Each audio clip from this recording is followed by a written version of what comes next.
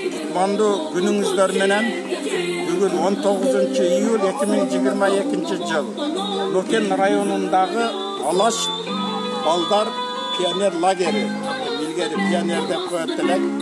Бул жерде биздин окуучуларыбыз иштеп атат. Ошолордон кабар алып келдик.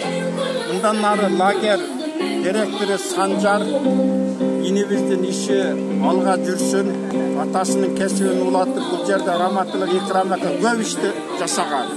Түптөгөн негиздеген десек дагы болот.